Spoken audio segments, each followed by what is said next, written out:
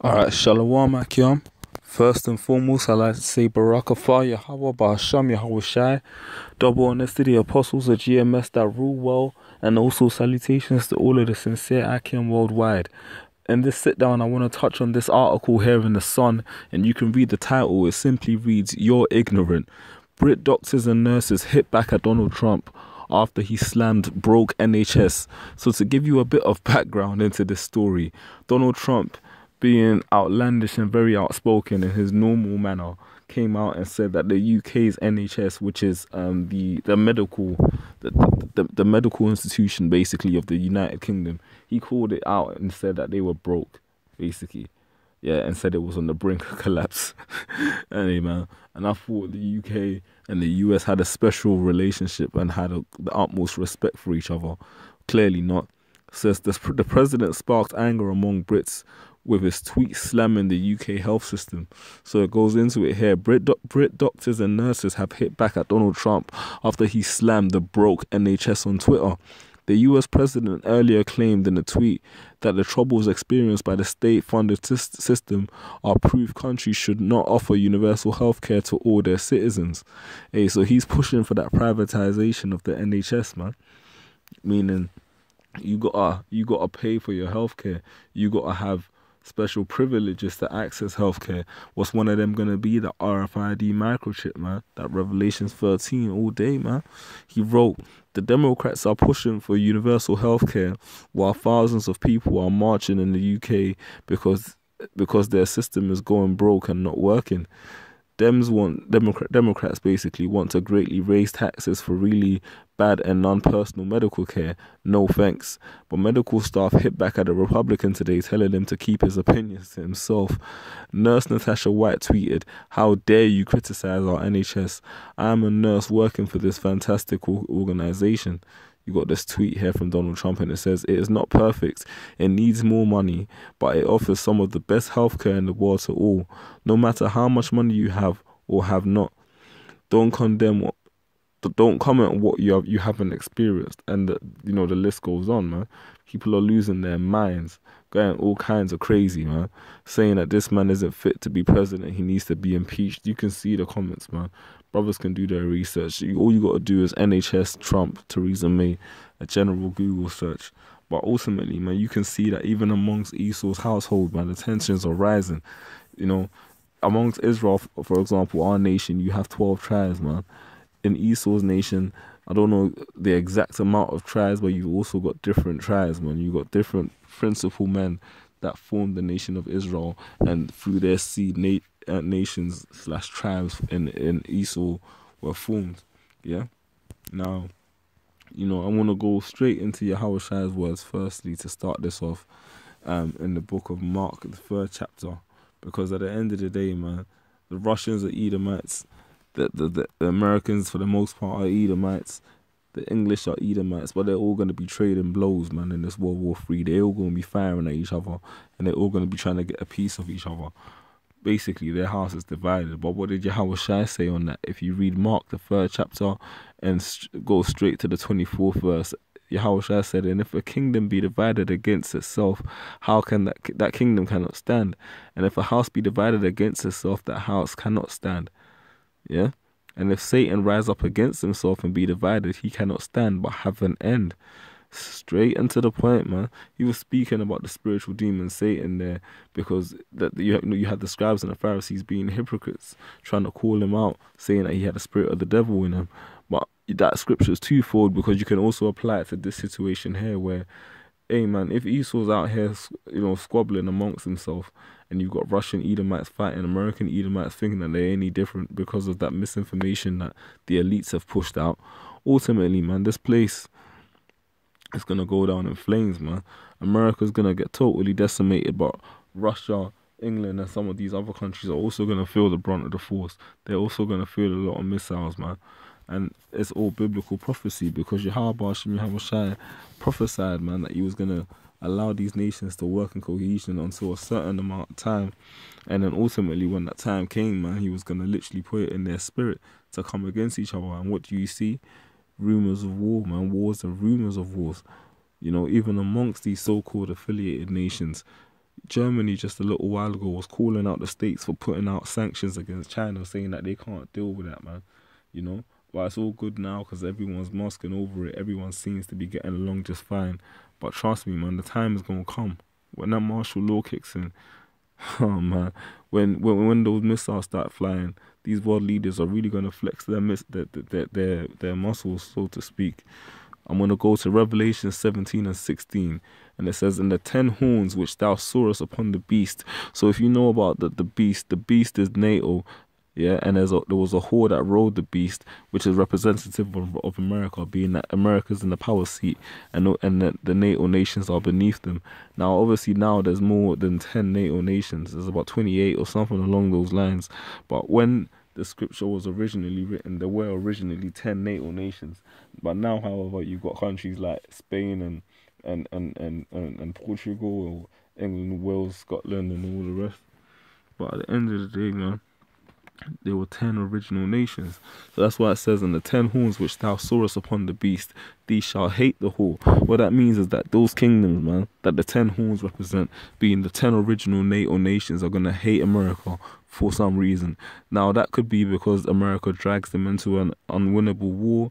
It could be the fact that, you know, little things like this happen where you got the world leader of America, the country's leader, Donald Trump, that clown, calling out the NHS, and he's ruffling feathers in the UK, man. And then you're gonna have it to where these English people look at these Americans and think that they're a different nation when ultimately they come from the same seed line. But what did we read earlier in Mark the 3rd chapter? If a house be divided against itself, then how can it stand? You know. But yeah, it's all the spirit of Yahweh Ba'ashem Yahweh Shai, because he's got it in his Edomite spirit, man, to come against each other. That's the devil for you. He can't even get along with himself. Yeah, but anyway, it says, "They shall hate the whore being America that rides the beast, and shall make her desolate and naked, and shall eat her flesh and burn her with fire." What's that leading to? Something's gonna happen, man, between America and its allies, where they're gonna say, "Fuck it, man, we're gonna join in the onslaught of America. We're gonna fire our missiles at you," and ultimately, man, America's gonna be flipping doomed. Yeah, and it's all biblical prophecy from Old to New Testament also. I'm going to grab this here, which is Obadiah verse 17, and it reads, actually no, Salakia, not verse 17, verse 7. Salakia, Obadiah verse 7, pertaining to, but let's start from 6, pertaining to Esau. It says, "How are the things of Esau searched out? How are his hidden things sought up?" Yeah, because Esau's being revealed now, man. Brothers brought it out earlier. Things like the Illuminati, things that, you know, were not open for the general public to understand or view back in the day, are now just commonly out there. Hey, man, his skirt's being lifted. It says, "All the men of thy confederacy have brought thee even to the border. The men that were at peace with thee have deceived thee and prevailed against thee." So a lot of these nations are testing America. Some of them have already made up their mind, man. Some of them already made up their mind to join hand in hand with the Russians when that time comes. But, you know, they're just playing it safe, giving that kingdom unto America until the time comes, man, for that judgment to fall through, until Yahweh Shai spiritually sanctions it. And it says, "And prevailed against thee. They that eat thy bread have laid a wound under thee. There is none understanding in them." A lot of these nations still get subsidies of America. They still get the protection. They still have the goodies of dealing with America. But ultimately, man, when that time comes, man, the scripture said, "They that eat that bread," you know, the countries that benefit of America being there right now, amen, they've laid a wound under thee. You know, they're ready to join hand in hand with Russia. They're ready to join hand in hand with China and Iran. And it's only a matter of time, man. Trust me. You Americans are going to see that your military is not that great when not only are you having your ex-allies and America and Russia and North Korea and China coming up against you, but ultimately when Yahweh Shai sets it up that you'll be destroyed. Verse 8 says, "Shall I not in that day, says Yahweh Shai, even destroy the wise men out of Edom and understanding out of the mount of Esau? And thy mighty men, O Teman, shall be dismayed, to the end that every one of the mount of Esau may be cut off by slaughter." And it goes on to tell you because of their violence against Jacob, man. But ultimately, the Most High ain't gonna show no mercy. He's gonna use us as, you know, the Israelites to take action. But even prior to that, he's gonna have a lot of these nations fighting against each other, particularly Esau, man. Because Esau, literally, depending on what continent he's born on, looks at his own people like they're different from him, man. But I'm telling you, man, I'm telling you, an Edomite is a fucking Edomite, yeah? And you Edomites are going to be put down.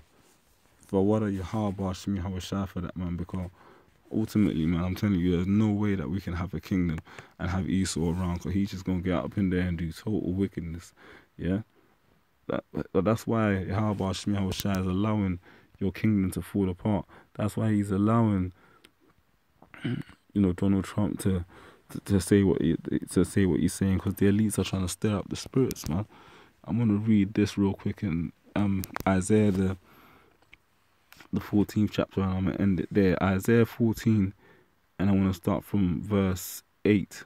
Yea, the fair trees rejoice at thee, and the cedars of Lebanon, saying that since thou art laid down, no fellow has come up against us. And that's also going to be some of these other nations that are outside of Esau, and even certain of them, until, you know, we get them in slavery. They're going to look at it like, yo, man, since, you know, the high man of Esau were taken out, man, you know, no one's come up against us for war. We ain't really had no issues, ultimately, man, because at the end of the day, John 10:10, bro, you know, the thief cometh not but to still kill and destroy. You know, Esau's MO, man, is just wickedness, total wickedness. But trust me, man, when it comes time for those kingdoms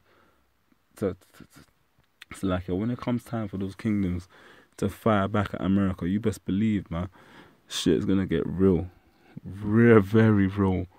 Yeah, it says hell is moved for thee to meet thee at thy coming. It stirreth up the dead for thee, even all the chief ones of the earth. It has raised up from their thrones all the kings of the earth, man. Hey, it says it has raised up from their thrones all the kings of the earth.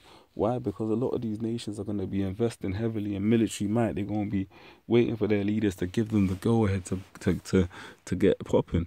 And yes, ultimately, it might start with them being on America's side, but these things switch up, man. Things do happen.